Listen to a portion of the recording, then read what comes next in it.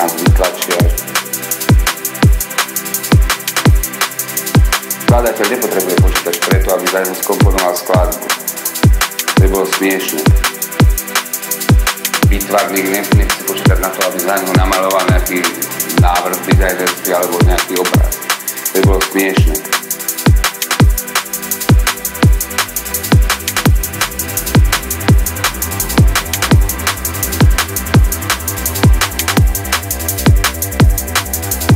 Počítač v správnych rukách slúži na to, aby uľahčil kopu zbytočnej práce, ktorú musí vykonávať jednotlivec pracujúci na niečom, na čo je úpätý, na čom dôležitom, a kopu zbytočných vecí zabíja nimi čas. Na to je počítač. Na to je, aby ho odbremenilo toho na rýchle výpočty, ktoré potrebujeme v cuku letku za minútu mať jasné.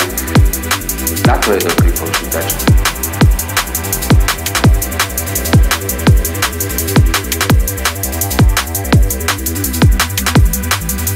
Na to je dobrý počítač.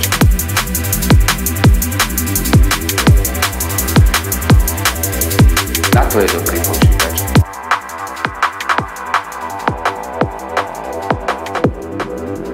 Na to je dobrý počítač.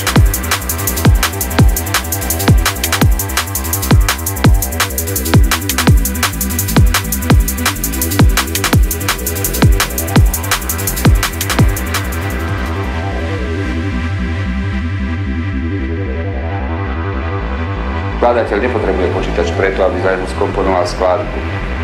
To by bolo smiešne. Výtvarník nechce počítať na to, aby za ňu namaloval nejaký návrh dizajnerský alebo nejaký obraz.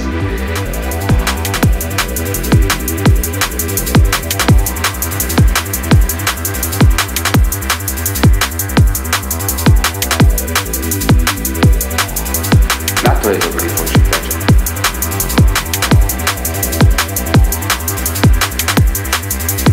Na to je dobrý počítač.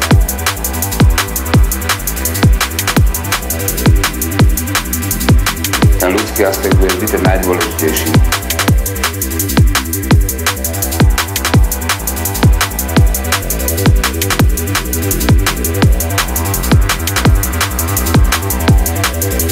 Na to je dobrý počítač.